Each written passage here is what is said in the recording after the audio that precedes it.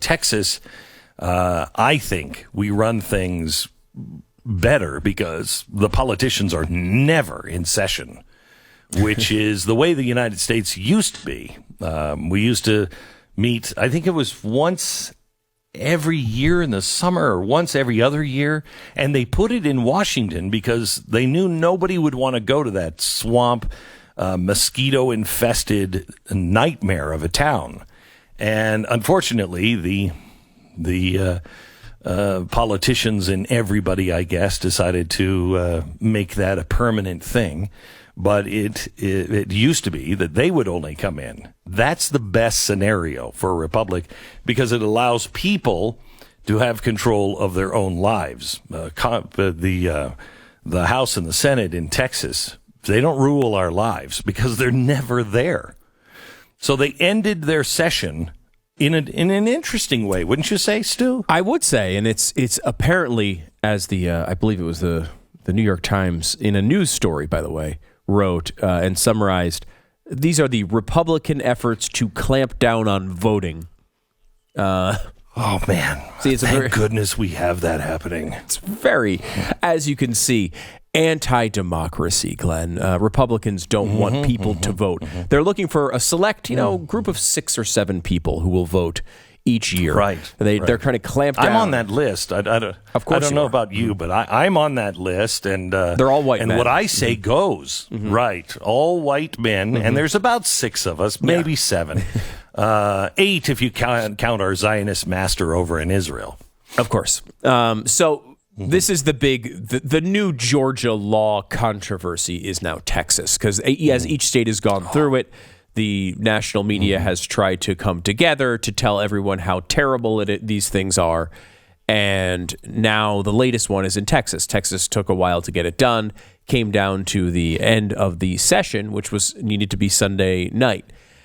Long story short, what the Democrats decided to do, because, they love democracy so much, Glenn, and the respect of democracy. The intent of the voters must be respected. Yes, of course, as you know. Amen. So what they decided to do with these elected officials that were put in by voters, they decided instead of letting them, accomplish their jobs and actually do their jobs and get the bill that the Republican voters all supported, get that through. They decided to walk out and make it impossible to come up with a quorum, basically a procedural measure, so the vote couldn't go through. So, all in the name of democracy. Of democracy, yes. So they stop the democratic process.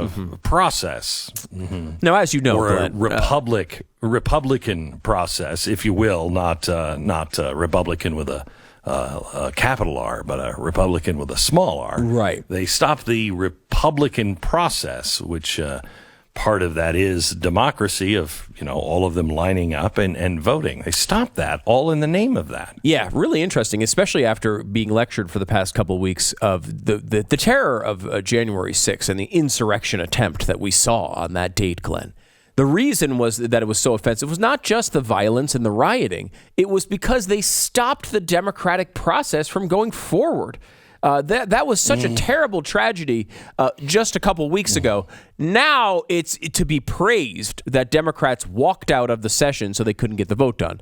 Now, long term, they will have a special session and they will get the Voting Rights Act done here in Texas.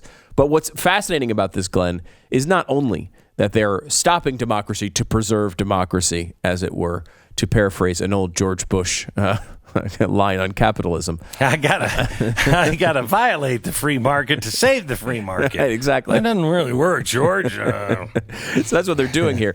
But in addition to this, it's a typical bill that you've seen from Republicans this cycle, which is basically, hey, we think maybe you should be able to prove who you are before you vote. Things like the overwhelming, one of the most popular items in our national discourse, which is voter ID. things that are, this is approved by 70 and 80% of minority voters, 70 and 80% of Democratic voters approve of voter ID, but it's tossed out there as if it's the most offensive thing you've ever heard in your life. So it's mostly stuff like that. The one, just like in Georgia where they latched onto, you can't have water when you're in the lines. There's no water. Well, people only go to vote to get water, and now you're taking away the water because water is the reason why people get in line to vote every November. Water. And really, it's so hot. It's so hot in the summer in November. That November heat wave in the summer.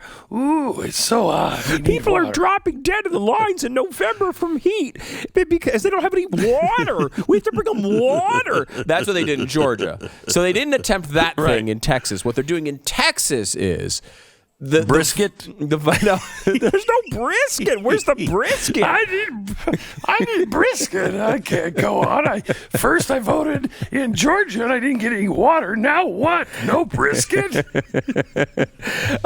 So what they're trying to do in Texas is they're highlighting this one part of the law that was also part of the original take on the Georgia law. Basically, it says, yes, you can vote early. Yes, you can vote early on weekends. Yes, you can vote early on Sundays, but you can't vote Sunday morning early. You can't vote until I think it's 1 p.m. on Sunday. Whoa. Now, Whoa, my gosh, look at the oppression. Right. That's what they're saying. Now, why are they saying that? I mean, the Republicans are saying, look, we want to be able to protect people who work at the polls and have their ability to still go to church. So we don't want people forced to avoid church to have to go work at the polls because they have to open the polls early. Just so you know, Texas is the closest to a blue law state that I've ever seen. And it's all by choice. People do go to church. I know it's weird, Democrats, but people do go to church, when you're not putting their pastors in jail in Texas. And very few stores are open on Sunday. A lot of people take, the Sabbath actually as an important thing. And it's not against the law for them. I mean, there's some places do close. There's a lot of places open too, but they're not as heavily trafficked as you might think because people are actually at church. It's a high population religious voting base and citizenship. But the Democrats are saying, well, the only reason they're doing this is because they're trying to limit the souls for the polls, Glenn. Souls for the polls. Souls? Hang on just a second, my friend. Hey, Sarah, do we have the gospel music here as we talk about the souls for the polls? That is fantastic. So are they actually being honest this time? Well, souls for the polls, that's dead people voting? No. I should say, you're right, souls to the polls. So you're right. So I guess it's not, we don't want our voter registry, we want dead people. It's their claim is basically is a big... I mean, they took the mask off already. I thought maybe they're just also like, yep, we're just whipping up names of dead people. It's the souls for the polls. Would not be surprised, honestly, at this point on this one. No, I wouldn't either. So Souls to the Polls is a program that runs, largely in black churches, which is an idea that after church, everyone gets together and they all go to the polls to vote early, I guess. Now, I don't know what time church runs. It runs various times. Usually there's multiple services in Texas, I've noticed. Yeah. I mean, a lot of churches have show times. Yeah, there's like three or four in the movie theater. Yeah, 3 or 4 services per day, right? Because there's so many people that actually go to church here.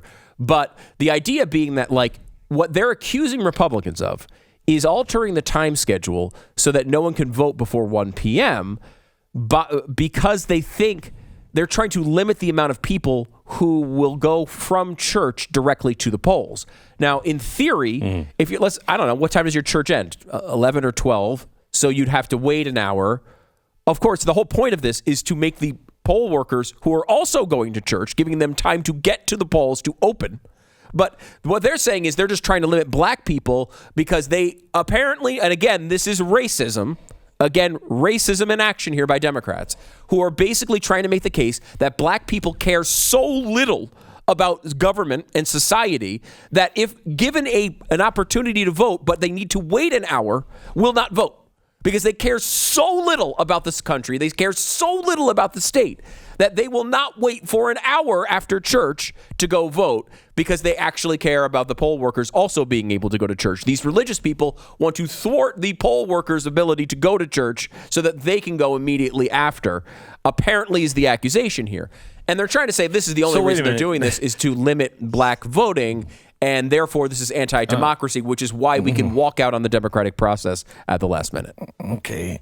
Oh, my head hurts from trying to do the gymnastics on this one. Weren't the Democrats the ones that were trying to shut down all of the churches? Thank you. Wasn't it isn't it the Democrats that are the Marxists that are not really for church, or God? Here is a group of people, Glenn, that have spent the last year telling you you're not allowed to go to church at all. You are going to be fined. Your pastor is going to be arrested if you try to go to a worship service.